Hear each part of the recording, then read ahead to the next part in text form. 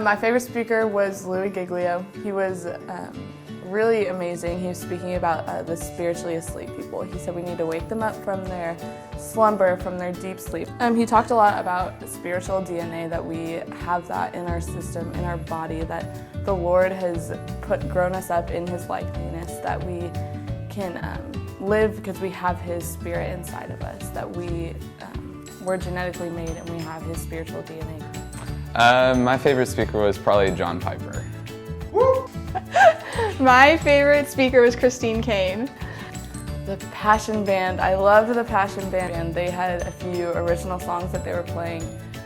One was called Worthy, and it hit me so hard. It was just talking about like, you are worthy, God, you're worthy of your name.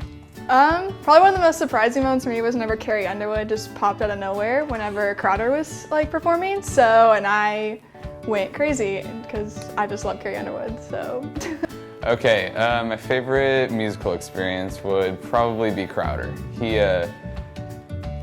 His style is just so weird. It's a rock country. Something that really impacted me was when Christine Kane said, like, she kind of compared like our like faith to like a race, and how we need to build up endurance in order to get across the finish line that God has set forth for us. And I really thought of it that way, that He, no matter like what we do, no matter how many times we screw up, that He's always waiting at the end of like that finish line for us and wanting to see us cross the line. Sorry, I've been taking a lot of notes. The biggest thing I took away from Passion is something that John Piper said. He said, if you reduce Christianity to following the commandments line by line, you will never truly experience the fullness of God.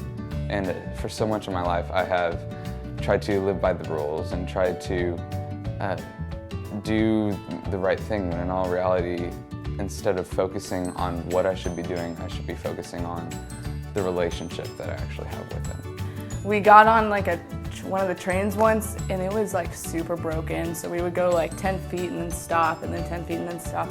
And then so by the time it opened, like the air had shut off, people were like dying, 12 o'clock at night. We were like, I don't even care where we are, we're not getting back on this train. So we Ubered back to the hotel. It was probably unsafe, but the Lord was with us. Krager's a great leader. Adam walks really fast. It's true, it's true.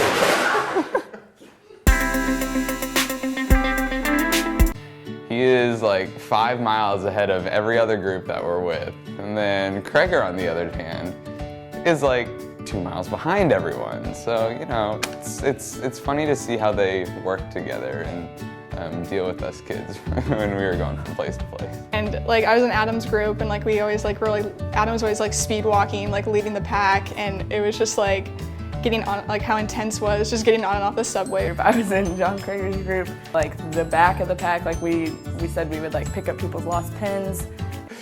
Oh man. Passion was an unbelievable experience, and if someone had told me to go and I was just coming here to the church, I'd say that is the trip to go on.